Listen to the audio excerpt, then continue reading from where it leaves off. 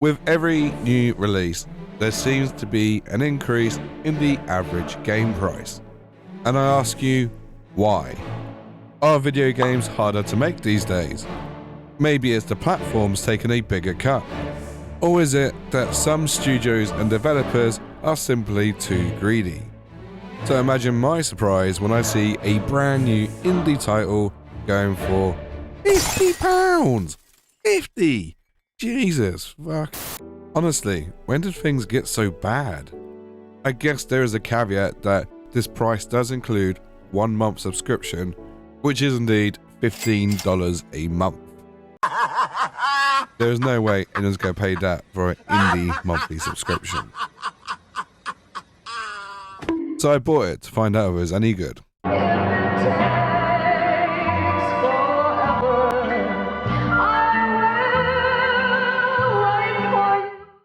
Usually when I do these types of reviews, I will do a 100-hour playthrough. But usually it doesn't cost me 50 quid, and Patreon just isn't paying what it used to. So I'm going to try something a bit different. And let's be honest, there's a high probability that no one's going to watch this video on this dead and irrelevant YouTube channel. It's fucking Josh Dryface from Timo. Like and subscribe? You've heard of the 1,000-hour review, the 100-hour review, the 24-hour review, the 10-minute review, and today I give you the 120-minute review. In other words, if it's shit, I'm going to refund it before Steam can charge me. You're a monster! I'm not the monster, greedy corporations are the monster. So join me as I adventure into Ship of Heroes to figure out if it is indeed a fair price tag, or whether they are just being greedy little shits. The results might surprise you. Whilst we wait for the game to load, there is a few things worth mentioning. Number 1, my voice doesn't usually sound like this. I'm more nasally than usual because I have man flu, or kennel cough because I'm a dog, right? Number 2, Ship of Heroes is made by Heroic Games Corporation, and they could be as large as 2 or maybe 10 developers. So on paper, this is an indie game by an indie studio. And number 3, probably the most important one, Ship of Heroes claims to be a game like no other. The big one. To be fair, they do say they want to take the most attractive aspects of City of Heroes and make something new of it. Which brings us to the core issue, which is City of Heroes is now alive and kicking and licensed, and most importantly, free. And Ship of Heroes cost me $60 and is pretty much the same game.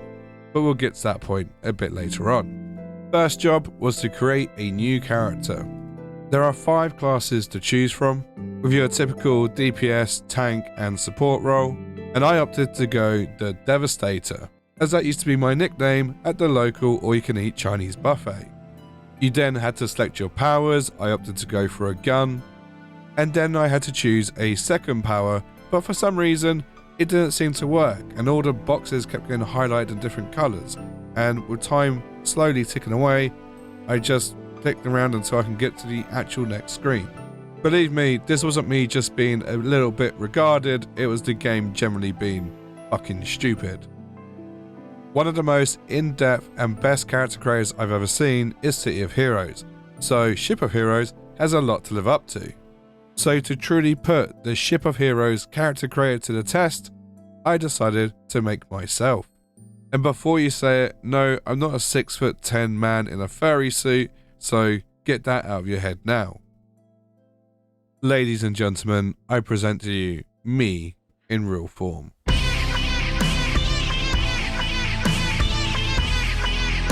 said, hold up, wait a minute, something ain't right. Okay, they don't have an option to be a 5-foot bald man. This is what I look like in real life. What is the $64,000 question? But you know what? Fat, bald white men don't make the best superheroes. So instead, I became the Alpha Chad. Plus, I had already used 18 minutes, so I just needed to get on with the playthrough. One janky load screen later, and we were in. Any moment now. Now, a few things hit me right out the gate. Number 1, this UI looks very Unity-like. Number 2, for a brand new launched MMO, where are the other players? And number 3, why did it suddenly get dark? It was time to jump into the action, so I spoke to this man in front of me. Welcome to the Justice Corps. The forms are all automated so you can start fighting right away. I've got contacts who could use a hand, or you can just patrol the city and look for trouble. You might notice that they are indeed using AI voice actors, which when it comes to indie games, I'm not against. And to be fair, after playing Ashes of Creation, this is actually high quality. New faces are always welcome here in Mount Dun. Also, why is it suddenly daytime again? I was done chatting, so now it was time to explore. And oh my fucking god, there's another player on this server. Just like City of Heroes, you have the ability to have super speed and fly, which I appreciated because I really didn't have much time left to play this game. My first objective was to speak to Meltdown, another superhero and one who would give me a mission to go in the underground and do some tutorial bits. One thing I want to highlight is how long the load screens are in this game. There's no reason for them to take so long, especially considering that on my side my PC is more than capable of playing this, and on their side, well, they had no players.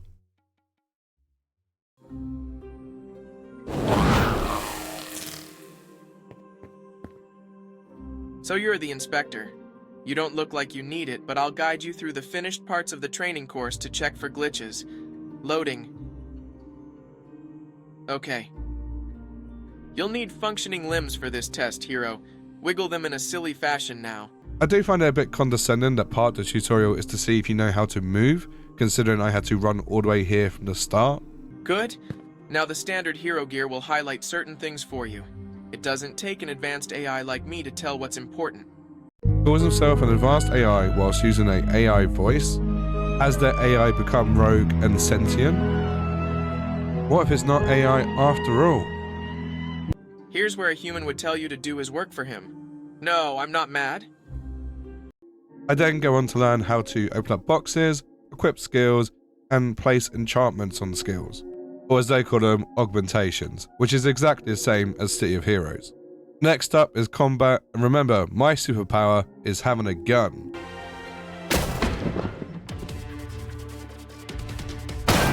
Press P and drag aim. Man, every American must feel like a superhero, eh? With that lesson over, it was time to follow my AI friend to the next room. I know I'm supposed to hate AI voices and all that, but this one wasn't actually that bad, and when it's an indie dev, I really don't mind it. They don't have the big budget that major studios do. Next is I always get a headache when I walk in here. Robots shouldn't get headaches. Truly, some amazing special effects right there. Nice Show me what you've got, hero. Maybe I ruined this playthrough for myself by opting to have guns instead of an actual superpower, but one of my favourite superheroes is the Punisher, and he's pretty badass. Good fight.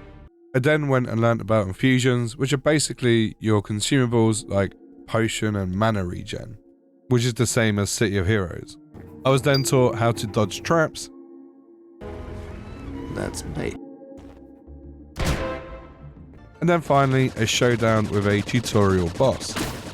Now I appreciate it is a tutorial, so the boss wasn't doing any damage to me, but it did feel a bit oversimplified.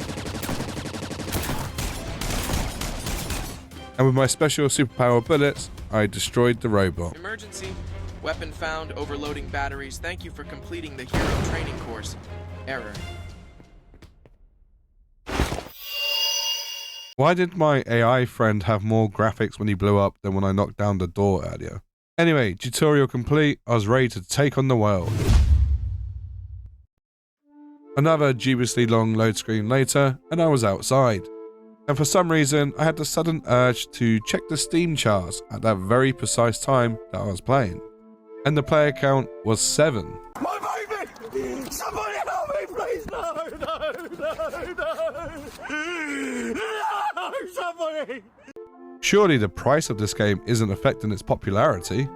It was nighttime, which meant it was the perfect time to fight crime. Oh, hang on, take that back. It's now daytime. I took this opportunity to reach out to the whole 7 people playing this title. Maybe they could help answer some questions I had. Questions like, are we on a spaceship? Are we in a city? Is this some sort of parallel universe? I will say this though, the art style of this game was truly confusing. It kind of reminded me of those 90s retro vaporwave videos, where it's just a bunch of computer generated like designs just pushed together and none of it makes sense. Graphically though, I don't think it looked awful, and I actually think the player models were really good. But at the same time, the world building it seems so bland and boring. Like it was missing any real detail, and it was similar to those like Steam indie titles you see, where they all use the same Unity assets. I did however finally get a reply in global chat, so I thought I'd ask everyone's opinion on the game. I also want to point out that for some reason the day and night cycle was on like hyperspeed. It would literally change every 2 minutes. One of the other players, Zelt, said that so far they'd found it underwhelming, but apparently there's more to come. Which to me made no sense because I thought this was a full release. It's certainly priced like one, which somehow it actually is, which honestly made me feel even worse about this game. But hey, there's still time to try and find one good redeeming feature about this title which would make me not refund it. So it's time to get to work fighting crime. One almost 20-second load screen later, I was in a new location. I really liked the bit where the NPCs just spawned out of nowhere. Complete immersion. Using super speed, I made my way down the windy corridor until I came to another quest giver, Meltdown, who was some sort of trading guild aficionado. They wanted to give me some advice on how I can get rich quick. I wonder if step 1 was make a superhero MMO. Whilst talking to Meltdown, I asked if this was AI or a voice actor, and they had this little tidbit to say. They say actual people, but I think it's AI. It is AI. Nagdelians, eh? They have some great materials. They're like a renewable resource, only deadly. I mean, what do you guys think?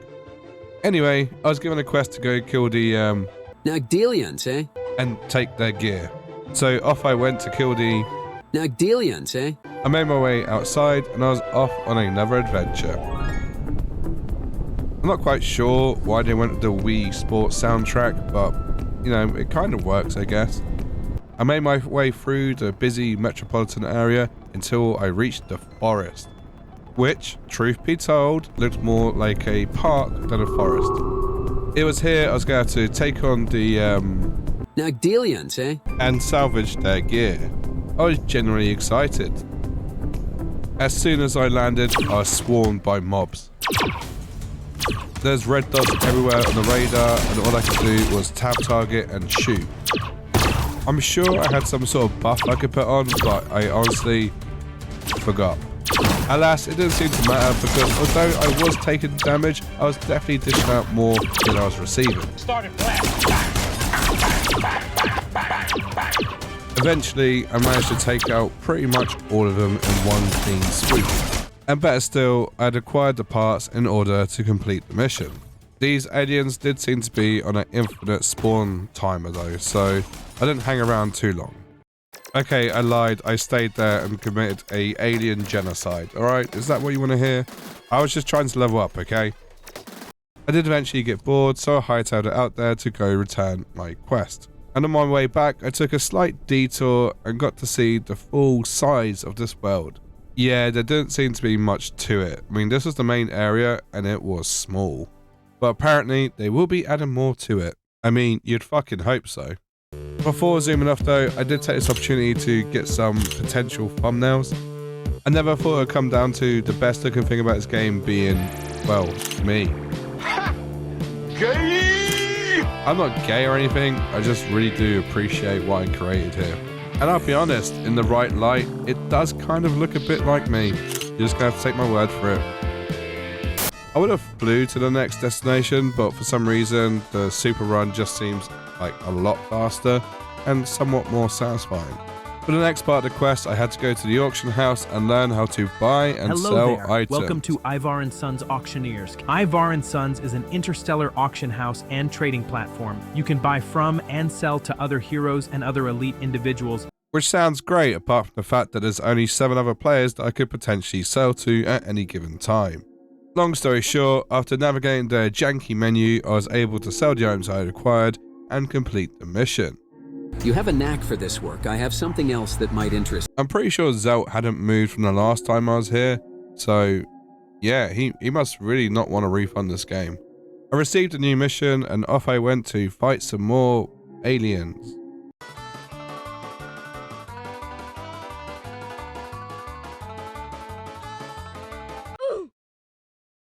I was once again back in the action, putting out guns from God knows where. Now, I just want to say, I don't hate the combat. It's very typical of a classic MMO RPG. It just feels like they probably could have done more of it. I mean, if it is a superhero MMO after all, wouldn't action combat be better? I just guess, you know, when paying $60, you're expecting something a bit more innovative. I did ask in the global chat if this was better than City of Heroes, to which someone replied, lol. I will let you interpret what that means. And then later on, after some time had passed, someone else replied to my message. Alpha Chad, this game is not City of Heroes. The good thing is we can play both. We don't have to choose. Which is very true. This game definitely is not City of Heroes. And it did make me wonder if it is just bad timing on behalf of Ship of Heroes. I mean, this project started at a time when City of Heroes was officially dead. The Homeland server wasn't even public knowledge until a few years ago. So yes, I know I keep berating on the game, especially for its price tag, but a part of me does have some sympathy for it. It actually got me thinking about that time that Disney released A Bug's Life at the exact same time that DreamWorks released Ants. Like, what the fuck was going on there? Why was there two movies about ants and they were both CGI movies being released in the same year? So weird. Oh, and just for the record, I think Ants was better. Anyway, bit of a tangent, complete the dungeon, returned the quest, and yeah, he gave me another quest. Just your typical MMO RPG gameplay, I guess. I was getting a bit concerned as to why I wasn't leveling up quicker, and apparently playing solo isn't the most optimal way to play. Apparently groups is the way to do it, and also that I should try and focus on some of the story missions and challenge missions. So off I went to reluctantly do another dungeon, but at least this time I wasn't fighting aliens. Instead, I was fighting the Prometheans, who would drop a data key which I'd need to complete the mission. In hindsight, I probably should have tried to do this dungeon with another person, but realistically, there's only 7 other people to choose from, and one of the 7 was me. It felt like the difficulty had increased slightly, but not because the mobs were doing any new actions, just the fact that there was more of them to deal with at once. And even though I was outnumbered, I was still managing to hold my own. But the most important question to ask is whether any of this was actually fun.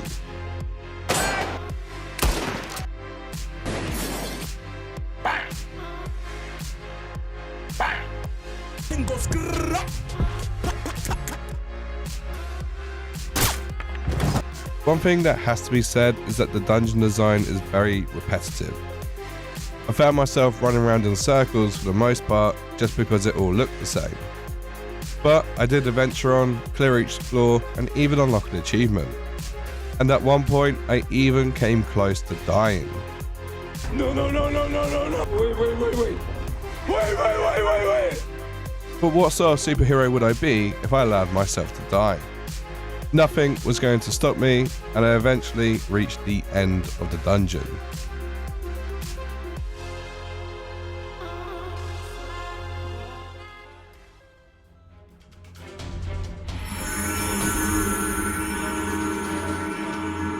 So was it fun?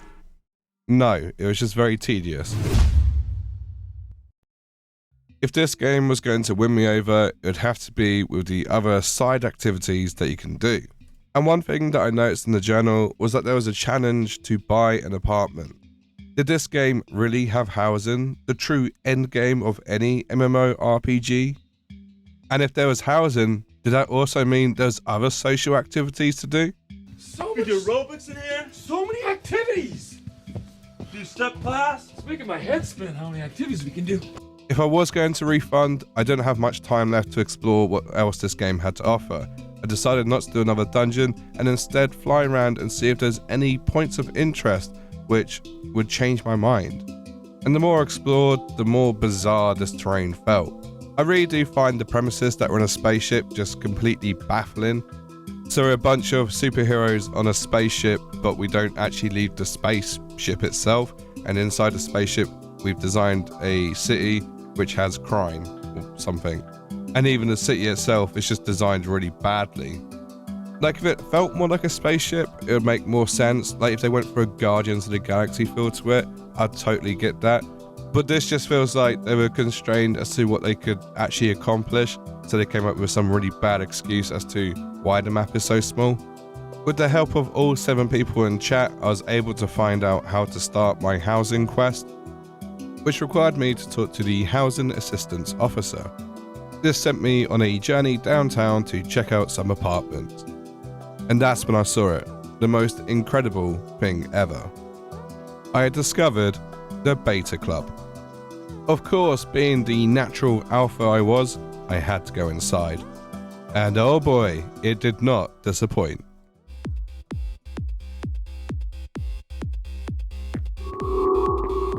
Words cannot describe how impressed I was with the Beta Club.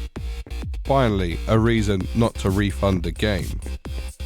Now, there was only one slight problem I had with discovering the Beta Club, and that is the fact that despite all the tutorials I'd been through, not a single one of them had told me how to dance. So when the in-game beat dropped, I just stood there like a lemon. I did, however, go through the key bindings, couldn't see anything, so I had to consult the Justice League. No, wait, Superhero 7. I don't know. The global chat. By the way, I just want to say, this is actually the in-game music, and it goes hard. I actually was really impressed by it. I had to look up the song to see if it was copyright free, and to my surprise, it was, and it's by a small artist. But let's be real, what was I expecting? It's not like many indie studios have a whole music department. I decided to invite the whole server down to the nightclub, but sadly, no one took me up on this offer. But they did at least inform me what the command was in order to dance. And like a stripper whose rent was due, I danced my ass off. At least I could finally say I was having fun. Unfortunately, I did kind of lose track of time, and I still hadn't checked out the housing.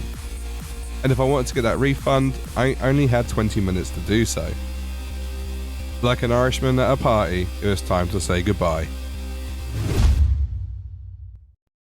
It shouldn't come as a surprise, but the housing was literally round the corner. I mean, given the size of the map, where else is it going to be? It gave me the option to view a couple of different apartment layouts, and I decided to go preview some. Naturally, there was a 20-second long load screen, and when I did get in, it was pretty basic. Obviously, this is the poor person's apartment, so why would it have windows?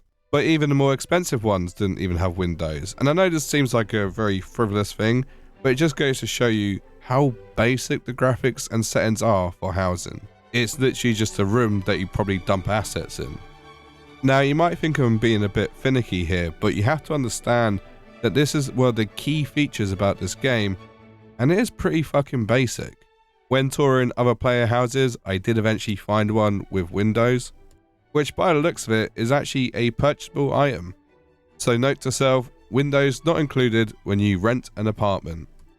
But anyway, I'd seen enough by this point, my time was running out, and I had a decision to make. So would I be purchasing Chip of Heroes, or would I be refunding?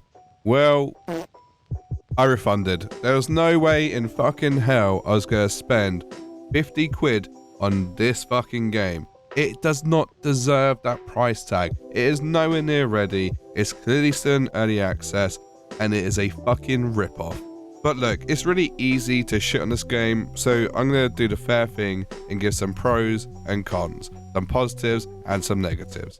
So let's start off with what I think they do well. So number one, the character creator is actually pretty good. I've seen some really bad ones in the past. This is definitely not a bad one. They clearly took inspiration from the City of Heroes design, and I think they've made it look actually quite crisp, and there's a lot of customization that you can do. So I think that's a really good positive, and that's a great thing you should keep in this game. Number two, I think the music's actually really good. I know a lot of it's probably copyright free, but you still have to be able to pick decent tracks and make sure that they like go with the game, and I think they've done that really well. Number 3, controversially, I actually really like the AI voice. I think having voice acting is great in games because it makes it more immersive, and if you like me, you might be too lazy to read. And this isn't some AI slop one, it seems like it's a bit more finely tuned, and I think it went quite well. Number 4, graphically, I think the player models are really good. As for the actual world itself, it could use some polish. Like the water effects were good, some of the special effects were also good, but then some of the scenery, the night and day life cycle seemed to be janky, and I don't know, it just didn't quite work. It's missing that little bit of polish. And number 5, and the last positive, is I think socially, it has potential. It has the nightclub, it has the housing, it has super groups, and the global chat, people were happy to help each other out. If you got enough players in this game, it could literally be a good social hub. But that's the problem though, isn't it? There are no players in the game, and there's one main reason. You cannot charge this amount of money for an indie game of this quality. It's just criminal. I generally think it's bad enough when there's a box price and a subscription model, but to do this on an indie title and charge that much for the box price? It's just dumb. City of Heroes is literally licensed, free to play, and has a lot more content than this does, and yet you want to charge way more than the original City of Heroes actually cost. And you can't act dumb to this because you literally cancelled your Kickstarter because there wasn't enough interest. It takes the smallest amount of market research to understand what you should be charging for the game and the fact that there's a competitor out there which is free. I just want to say as well, there's nothing wrong with being a clone or inspired by another title. There's been so many other indie titles out there inspired by the likes of old school RuneScape, WoW, and Star Wars Galaxies, etc. This isn't uncommon practice. I mean, look at the genre Souls-like. But what exactly are you bringing to the table here? Yes, the graphics are slightly better, and you've opted for some weird concept where you are on a spaceship. But other than that, there's nothing really innovative going on. And one of the biggest issues facing modern MMOs is having a bad release. And what you've essentially done here is release in early access, but called it a full release, and yeah, the numbers speak for themselves. And worse still, you then go on to gaslight people and say you are getting review bombed. Holy smokes, Batman, are you fucking retarded? That's not review bombed, that's the majority of anyone who played this game, who paid for this game, saying it's fucking awful. And if you think I'm being too harsh, imagine how harsh I would have been if I wasn't able to refund this title. Despite everything I just said, I don't think it's a complete disaster. Drop the price, lose the monthly subscription, or make it free to play for a month and then do a monthly subscription, and you might just about claw back any self-respect that anyone ever had for this game. But as it stands, no one's gonna fucking play this, it's a dead MMO, and it won't be around in a couple of months. And trust me, I know, because I'm kind of the leading expert when it comes to playing dead and irrelevant games. But anyway, on that bombshell, I'm going to end the video there. If you have enjoyed it, by all means leave a like, feel free to subscribe to watch me play other dead and irrelevant games. And if you are one of the 7 people who played with me, I enjoyed your company for that whole 2 hours, so thank you for playing. And anyone else, if you want to chime in on the conversation, feel free to comment below. But anyway, hopefully I'll see you in the next one. Bye bye for now.